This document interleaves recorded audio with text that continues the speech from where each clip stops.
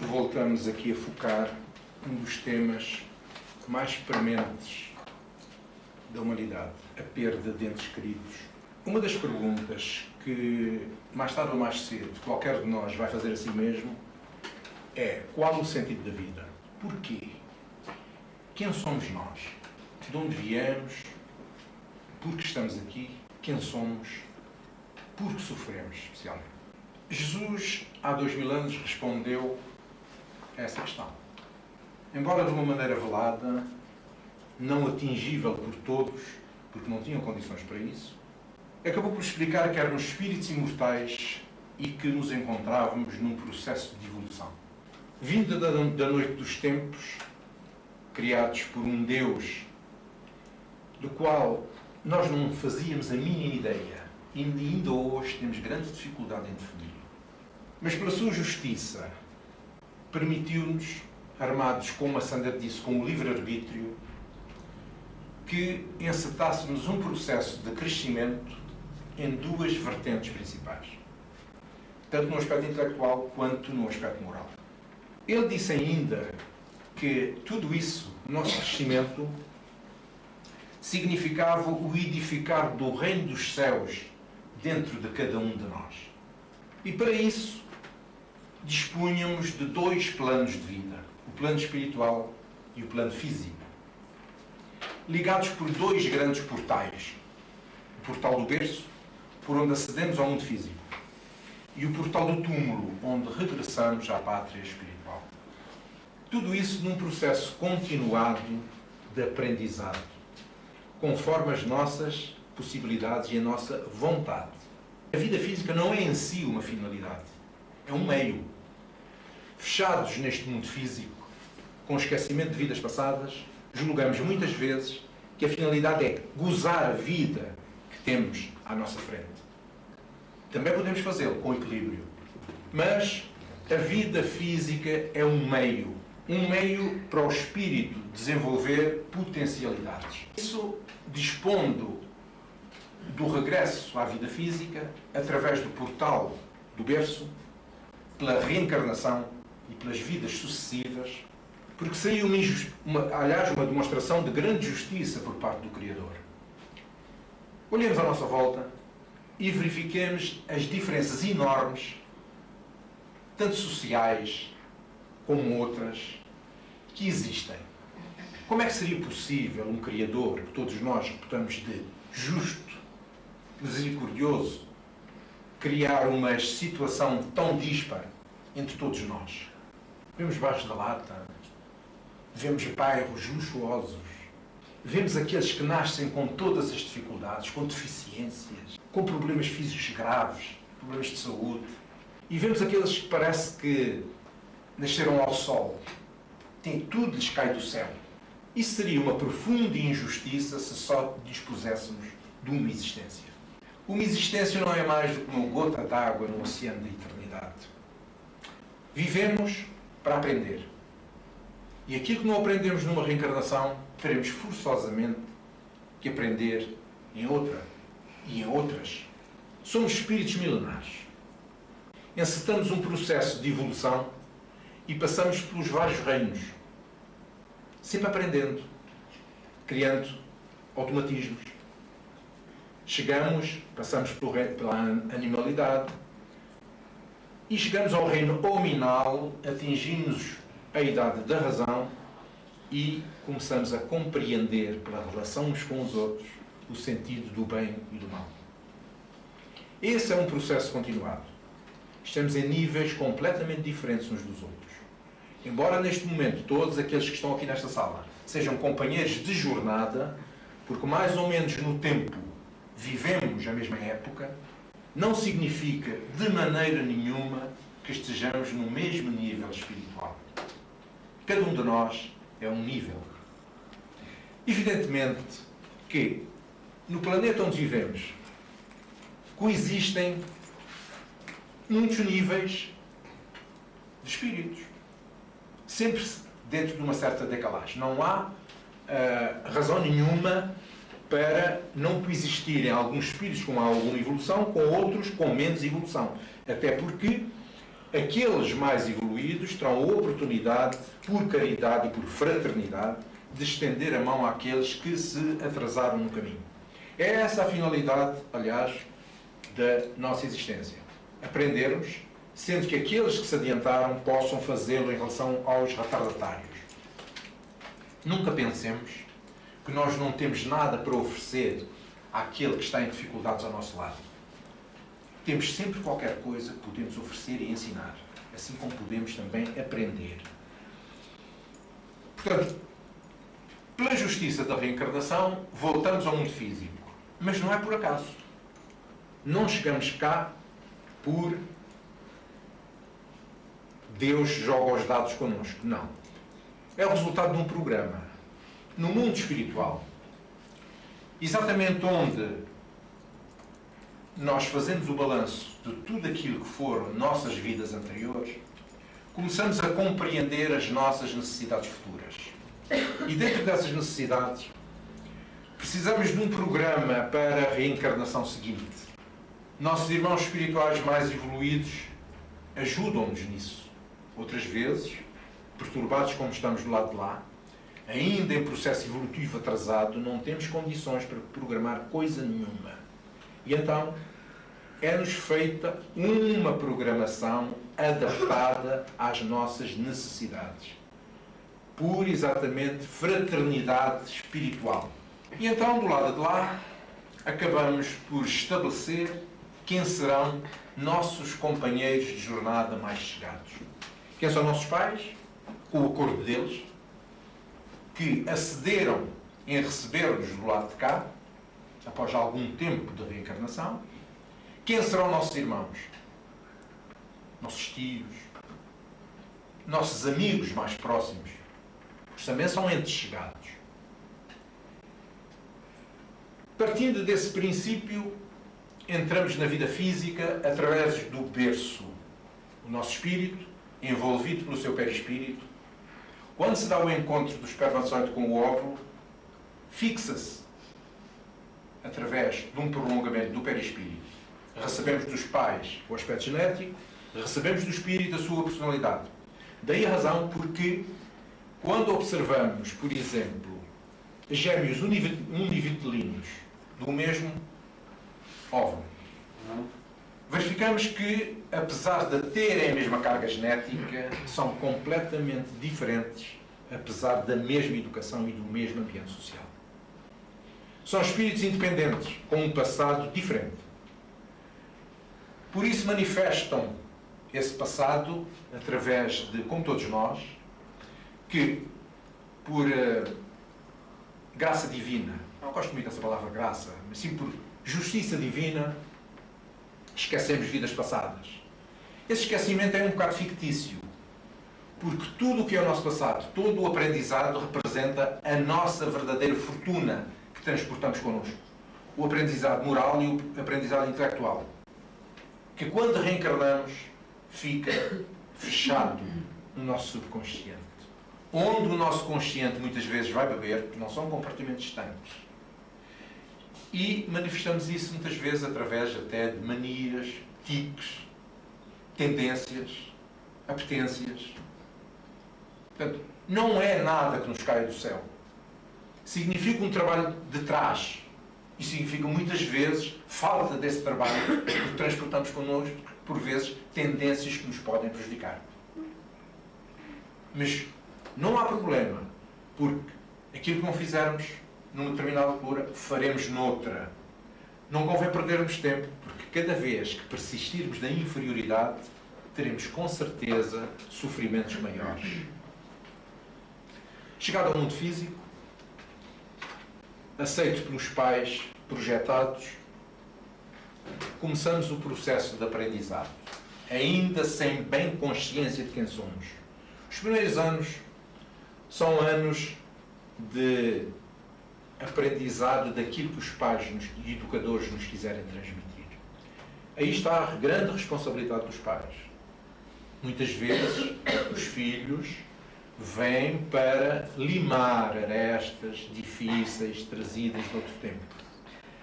E cabe aos pais a transmissão de conhecimentos e de valores que possam servir de almofada de choque quando os filhos começarem a perceber a sua verdadeira personalidade. Então, nessa altura, a educação será de extrema ajuda para impedir excessos da parte dos filhos. Encontramos irmãos com quem muitas vezes não nos afinamos, muitas vezes até com os pais. Perguntarão, então, se vimos na mesma família consanguínea, porquê certos antagonismos? Como dissemos aqui no início, somos espíritos milenares. Trazemos connosco uma determinada formação. Em outras épocas, convivemos com entidades espirituais com quem não nos afinamos nada.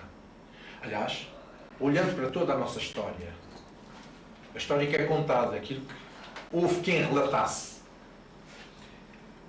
nós vemos a extrema violência que atravessamos ao longo dos séculos e dos milénios.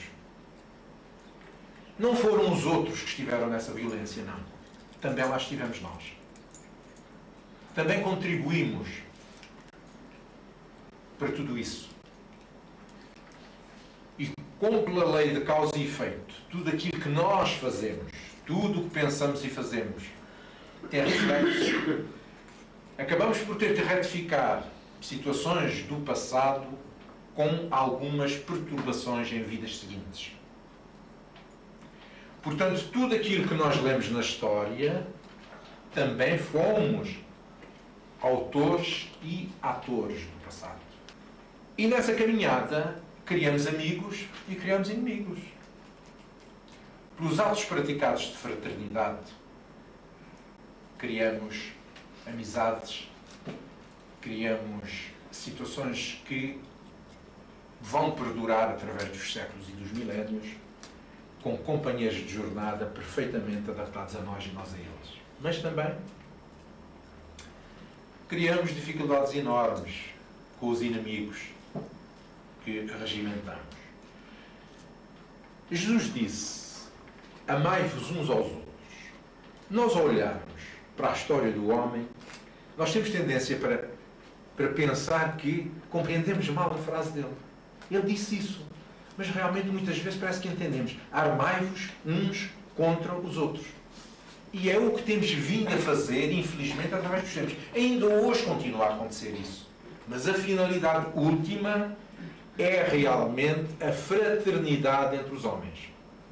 E muitas vezes, na família bem chegada, consanguínea, encontramos irmãos que, por necessidade de reajuste, dois inimigos se encontram na mesma família consanguínea.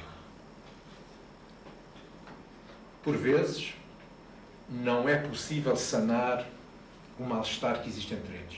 Outras vezes, sempre é possível. E esquecendo vidas passadas, quando regressam ao mundo espiritual, percebem que, afinal, os desentendimentos e as desavenças do passado podiam ser bem ultrapassadas, porque foram e houve uma convivência sã. Outras vezes, temos esse problema entre pais e filhos. Quantas vezes os nossos noticiários televisivos, muito bombásticos, e que privilegiam aquelas parangonas que chamam a atenção, pai matou a mulher e os filhos, aquele drama que costumamos assistir. Isso tem a ver com situações do passado em que não houve a possibilidade ainda de se reencontrarem, mas terão mais oportunidades. Em reverso a isso, encontramos famílias perfeitamente ajustadas, em que há amor, grande fraternidade, e que sentimos um prazer, uma necessidade enorme de estar perto desses entes queridos. Entramos nessa família e essa família é o núcleo essencial da sociedade. É exatamente a família. É aí que vamos treinar e praticar a fraternidade. Em escala muito pequenina, alargando depois a outros amigos. Muitos dos amigos que nós encontramos na vida física foram companheiros de jornada do passado, com quem nos afinamos. Outras vezes apresentam-nos pessoas e temos como que um choque vibratório. Sentimos que não vamos com a cara daquela pessoa. Muitas vezes tem a ver com aspectos vibracionais. Outras vezes tem a ver com reflexo de antipatias de outro tempo, do passado. Mas que, esquecendo de vidas passadas, temos a possibilidade de nos reajustarmos. É assim a vida. As religiões fogem um bocado de focar esse tipo de coisas. Entretêm-nos numa vida atual, com um Deus punitivo, que nos castiga, que pune os nossos erros. Enfim, é um Deus terrível. Na realidade, o Criador ama-nos a todos, dá-nos todas as oportunidades, não castiga ninguém. Nós sofremos as consequências das nossas ações desviadas. Qual a melhor justiça senão a lei de causa e efeito? Praticamos atos contra a lei. Quando falo na lei divina, na lei da harmonia universal. Quando prejudicamos a harmonia universal, teremos forçosamente por reflexo de fazer algo em sentido contrário. Mas não é obrigatório que seja pela pena de talião. Quem com ferro mata, obrigatoriamente não tem que morrer pelo ferro. Existem outros processos. No passado fomos maus, melhoramos, matamos, não temos que ser mortos. Nós podemos, em vez disso, colecionar créditos através da fraternidade, através do amor, através do serviço ao próximo. Tudo isso significa o bem que podemos fazer para minorar a nossa dívida passada. Eu não gosto muito dessa questão de dívida. Pronto, os nossos débitos do passado, ou aquilo que nós entendemos que desviamos no passado distante, ou próximo, não importa. O que importa é que viemos à vida. Entramos num núcleo familiar que nos recebe e que teremos que fazer todo o esforço no sentido de nos adaptarmos ali. Essa é a nossa família terrena, desse momento, dessa época. Perguntarão assim, então, mas pelo aspecto reencarnatório, então, temos várias famílias. Temos agora uma nesta encarnação, já tivemos noutra encarnação, vamos ter... É verdade. Mas notem uma coisa. Não importa o papel que qualquer de nós tenha desempenhado em determinada encarnação. Quem é hoje nosso pai pode ter sido nosso filho noutro tempo. Quem é nossa mãe pode ter sido nossa irmã noutro tempo. O que importa é o apoio que decidimos em determinada altura dar uns aos outros. Não chegamos ao mundo espiritual e não vamos encontrar 1000 pais, 1000 mães, 10.000 irmãos. Isso não faz sentido. Encontramos, sim, uns milhares bem largos de amigos espirituais. A nossa verdadeira família espiritual. Porque, como eu disse, notem, muitas vezes reencarnamos em família onde encontramos elementos perfeitamente avessos a nós. E nós também a eles. Não nos afinamos de maneira nenhuma. Existem muitas vezes até aspectos de ódio e ressentimento terríveis. E quando regressamos ao mundo espiritual, aqueles com quem nos afinamos, com quem conseguimos fazer as pazes, com quem exercemos aspectos de fraternidade e de amor, vão ser a nossa família espiritual. Portanto, nossa família espiritual é imensa. E a nossa finalidade é transformar este mundo em que estamos numa imensa família espiritual. Mas, ao olharmos para o universo, percebemos que, com certeza, o Criador não o criou para, enfim, espraiar-nos o nosso olhar. Não. Tem uma finalidade mais útil. Existem mundos habitados também por esse universo fora. Inteligências que se desenvolvem. Não necessariamente em corpos como os nossos, mas são inteligências como nós. E seremos, em última análise, uma grande família universal. É essa a finalidade que pretendemos atingir. Mas em relação à nossa família, com que vivemos numa determinada existência, o amor que nos liga e as relações afetivas são de tal modo que quando temos uma perda de algum desses entes queridos, nós ficamos desolados. Ninguém vai impedir que tenhamos dor, sofrimento, saudade. Mas há uma coisa que devemos ter cuidado. Não entrarmos em desespero. É essencial manifestarmos o amor para esses entes que partiram. Reparem, o corpo tornou-se imprestável. Ficou do lado de cada vida. Perdeu-se, não tem importância nenhuma. Mas o espírito, que é quem tem a consciência, o sentimento, prevalece.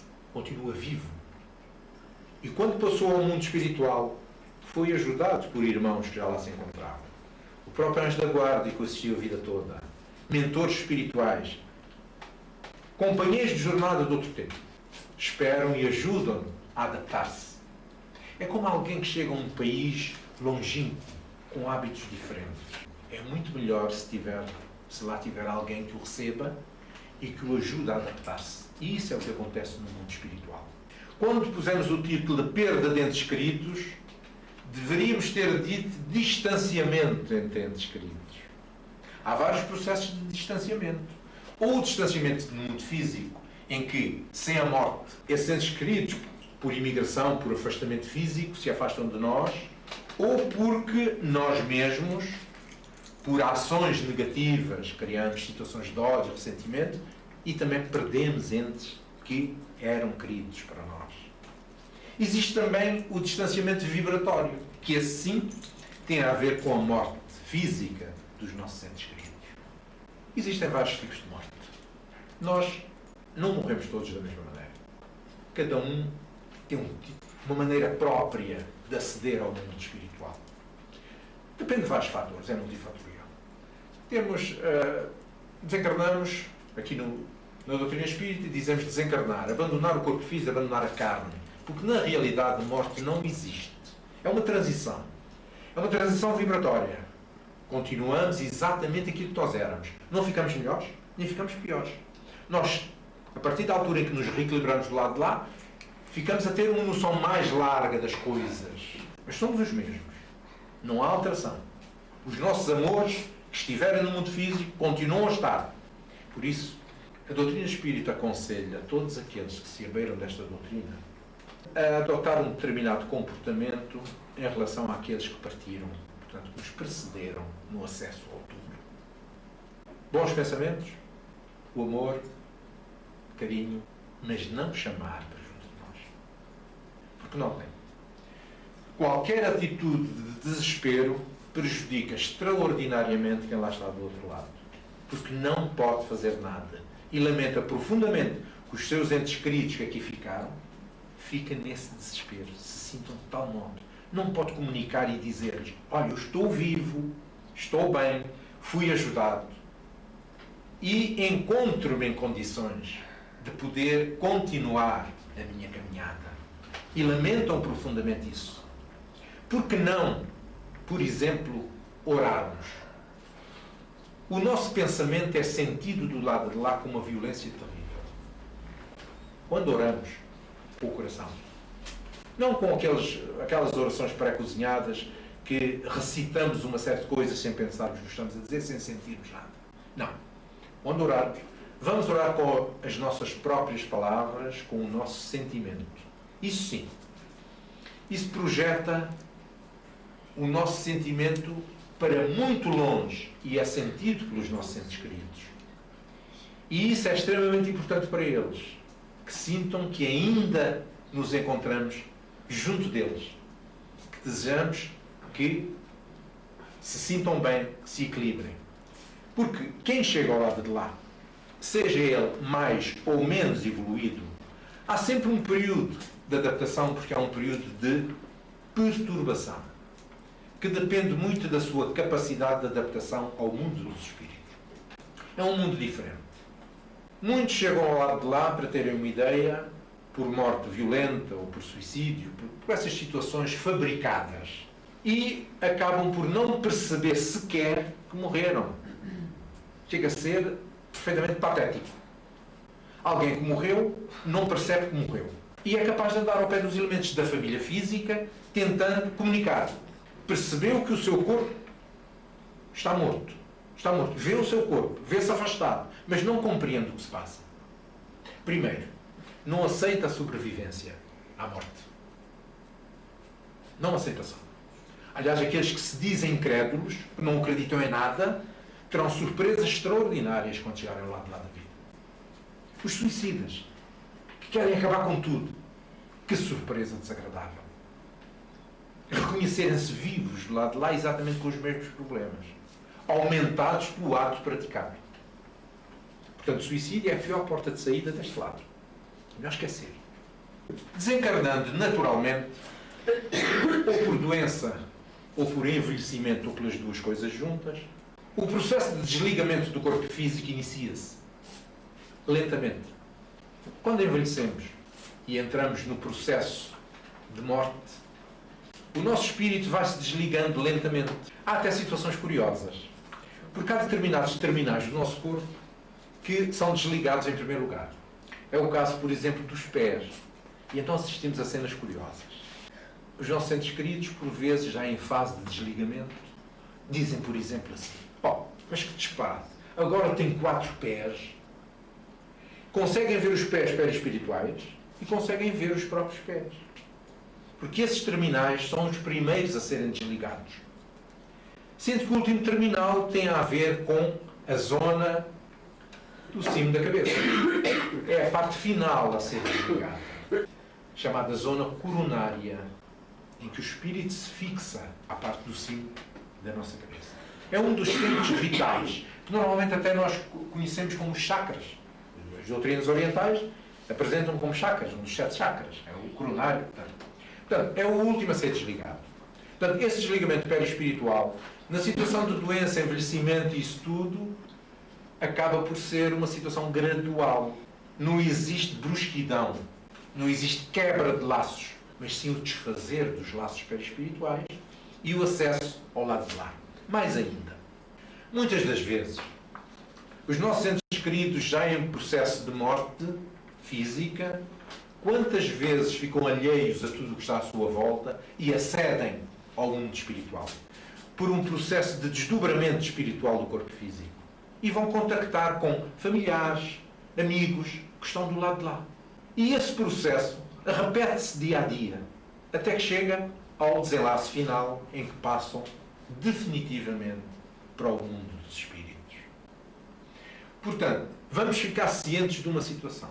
A morte, tal qual como muitas religiões nos vêm trazer, não é verdade. Vamos nos reencontrar do lado de lá, é certo. Reparem, mesmo que estejamos em níveis vibratórios diferentes, quem estiver num nível mais alto pode vir ter connosco. Ele já passou por aquele caminho. É a mesma coisa no mundo físico. Quando nós observamos alguém que, francamente, é inferior a nós em termos evolutivos, não desprezemos. É preciso não esquecer que todos nós começamos na ignorância. E que, portanto, se chegamos àquele nível mais alto do que o outro está, já lá passamos pelo sítio onde ele está atualmente. Vamos estender-lhe a mão. Vamos fazer a mesma coisa que nós pedimos que nos façam através da oração. Ajuda. Pedimos para cima. E quando pedimos para cima, estendemos a mão para baixo e também ajudamos aqueles que vêm a caminho. Essa é a grande finalidade. A morte não existe. É uma transição. Como eu disse, ninguém me impede, isso é impossível mesmo, não termos saudade, não sofrermos com a partida. Isso é impossível. Todos nós temos esses sentimentos. Mas tentemos graduá-lo. Não entremos em desespero, porque, para além de nos fazer mal ao nosso próprio corpo físico, esse aspecto do desespero, pelas ondas vibratórias negativas que nós emitimos e que se fixam em nós e prejudicam a nossa saúde física, também estamos a perturbar aquele que do lado de lá luta para se adaptar a um novo mundo a que teve acesso agora. Portanto, não perdemos nada, em última análise. Perdemos foi de vista. Continuam a existir. Continuam a gostar de nós. Continuamos a gostar deles. Essa é a mensagem que a doutrina espírita vem trazer às pessoas que se abeiram dela. E isto não foi inventado por ninguém. Os próprios espíritos vieram comunicar isso. Os que vivem essas situações e que viveram essas situações vêm comunicar tudo isso. Através de médiuns. Que são aqueles que percebem, muitas vezes, o aspecto do mundo espiritual. Portanto, o sentimento de perda não existe. Para já, Ninguém é de ninguém. A nossa fixação no mundo físico e a tudo aquilo que é físico, a nossa materialização, é que leva a que tenhamos esse sentimento de perda. Nem sequer o nosso corpo nós conseguimos manter. Até esse vai tornar imprestável e vai ficar aí. O que é que nós temos, afinal? Nós temos tudo aquilo que nós conquistamos em termos intelectuais e morais. É exatamente o que nós vamos levar daqui. Não vamos levar dinheiro, posições sociais, poder, saúde, o que quer que seja. Levamos aquilo que pudermos interiorizar. Tentemos fazê-lo, melhorar-nos cada vez mais. Foi o que Jesus disse. Edificar dentro de nós o reino dos céus. Não vamos ser santos de um momento para o outro. Nem pensar nisso. Nós estamos inseridos num processo evolutivo lento, mas façamos por melhorar. É lento? É, mas é progressivo. É importante é que não estacionemos, não estagnemos. Tudo o resto não tem importância rigorosamente nenhuma. Importa o nosso relacionamento, melhorarmos em termos morais, em termos intelectuais e exercermos a fraternidade. E não tenhamos receio da morte. Basta o facto de termos nascido para termos contraído o acesso ao túmulo. Processo normal. Portanto, desespero não. Oremos por aqueles que partiram. Vão sentir um grande alívio por saber que continuamos com eles em coração e em pensamento. É importante que todos nós interiorizemos isso. E quando chegar a nossa vez de partirmos para o mundo espiritual, poderemos também compreender o que se passa do lado de cá. Esperemos é que estejam todos avisados para não entrarem por sua vez em desespero.